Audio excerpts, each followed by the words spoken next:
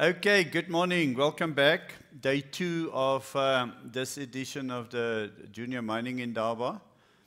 I think it's going to be a fun day. 28th of May, suddenly Anglo-American Platinum becomes Valterra. It's a name of female strength. So we'll see. There was life before Valterra, and now there's Valterra, so that should be fun. Woke up this morning and see Harmony has made a $1 billion acquisition in Australia. Hey? Only takes 30 years to go from a junior to buying up Australia. So hang in there, guys. That's all I can say is hang in there. It's a long journey.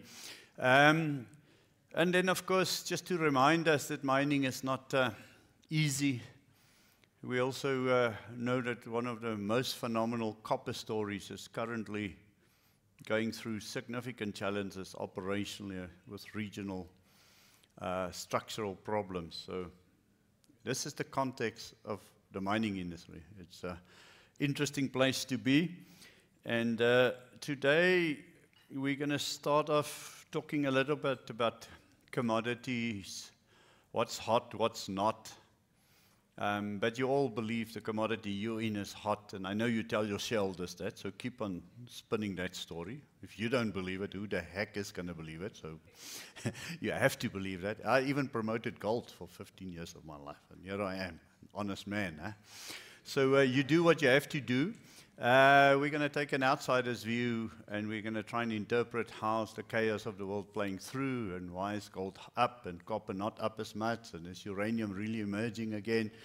And we'll sort of start the day with a view, and I would find that I think that's going to be interesting. So yesterday I promised you we were going to tackle some real issues, South African issues, but junior mining issues, regional issues.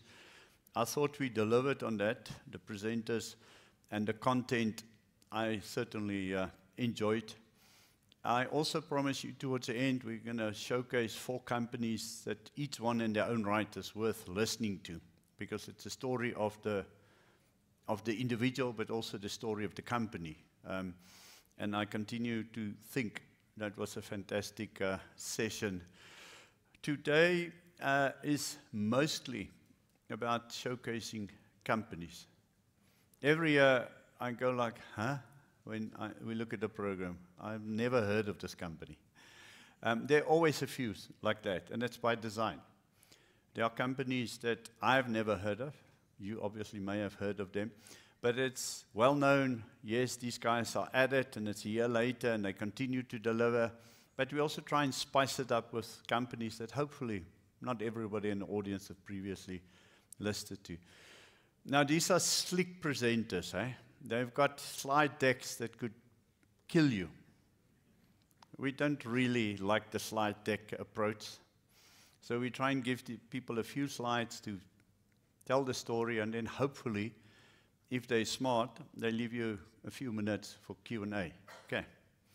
Remember when a politician gets given 15 minutes, he takes 20 minutes, so there's no time for Q&A.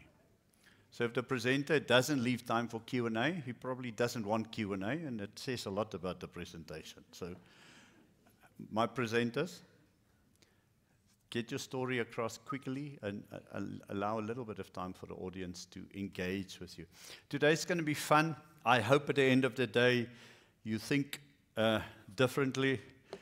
The companies that present will all hint, you better buy this share now, otherwise you're going to miss out. If they're not on the JSE yet, then you tell them, dude, I only buy on the JSE, so sort it out. Okay, Patricia, that's your punt. I mean, you see, so these guys must list on the JSE. I'm killing time because otherwise we start early, but let me rather introduce you to the Slido platform. You all new, so I'm going to talk you through it slowly. You're going to point your phone, which is switched into silent mode, at the QR code. It's going to give you a little link that you're going to click on. It says QR Slido. You're going to go through to that link. And through Slido, this platform, which also works for you online people, we're going to do polls like the one that's up now, and we're going to do, you're going to put your questions to us. So because we get experts who tell us what is the best commodity, that doesn't mean we have to listen to them. No? We can have our own opinion. So I want to hear, what is the best commodity in Africa for junior miners? In Africa. I'm so sorry that your commodity is not up there. I mean, I only could put 5 on there, so sorry about platinum not being up there. So, okay.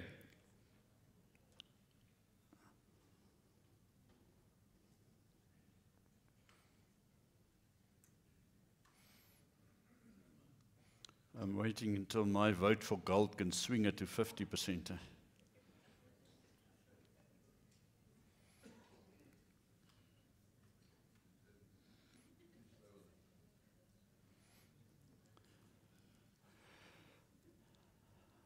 There were a few more people than 100 in the venue, so are some of you finding it difficult? Just look for a young person near you and let them help you.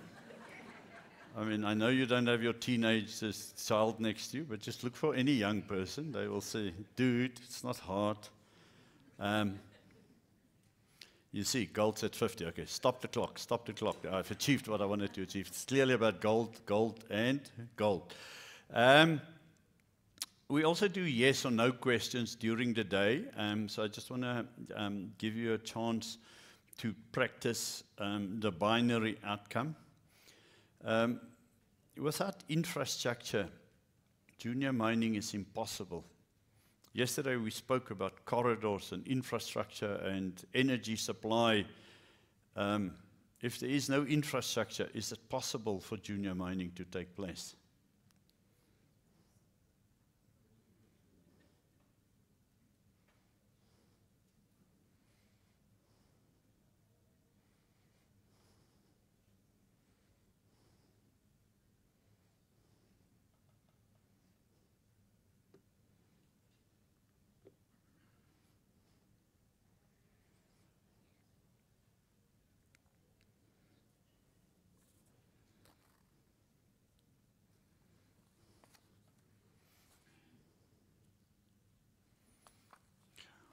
I love the boldness of the audience. Perhaps we should have asked the actual junior miners to vote on their own, and we see if the perception that it is possible is borne out by the reality of it. Those of you who were here yesterday, you saw the picture of the trucks taking stuff into the DRC. It's obviously possible, but not easy. I'm going to ask you to do one more question. I'm giving you a choice between 4 jurisdictions, and only 4. I want to know which one of those would you describe as your favorite jurisdiction for junior mining.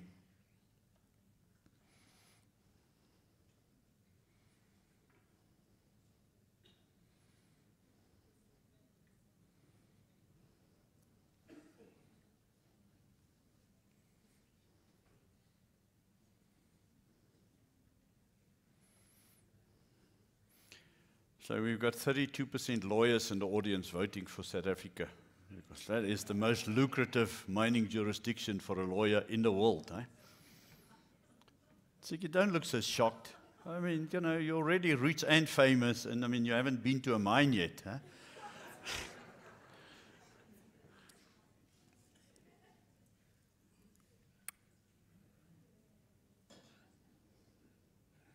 I wonder, I mean, I commented yesterday about how over the 10, 11 years, the issues we face are the issues we face, and yet, in that time, Namibia has blossomed into a destination, and we unpacked some of that yesterday. And so when we have conversations about the challenges we face and how do we address it, and as South African representatives said, yeah, well, we don't have to do what they do. We can invent our own solutions. I shake my head and I say, yes, you can, but why? I mean, why can't you do what the Canadians have done on the incentive side? Why can't you do what Namibia is doing in terms of certainty.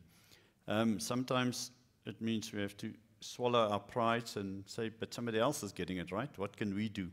Guys, we have a fantastic day. I have got 15 minutes per presentation, 5 minutes for questions. I'm going to have to be selective, hopefully discerning, and selfish in which questions I put to the speaker. But I can't put it to the speaker if I don't have it. So on this Slido, you'll see there's a Q&A. If you go to the Q&A, it asks you to type your question. I found out somebody wanted to send a rant yesterday, and he said, but I ran out of letters, I ran out of whatever, characters. And I said, good, that's fantastic. So apparently there's a constraint on how much you can say. I like short questions, I like clear questions, and it has to get to me before it is Q&A time. You get that, no? The question's late, I can't use it. So please, when somebody presents and you want to put a question, share it on this platform. It will come to me and I'll put it to the speaker. All clear? So we give it a go. Yesterday, those of you who were here flooded me with questions, and I appreciate that because then I have to do less thinking.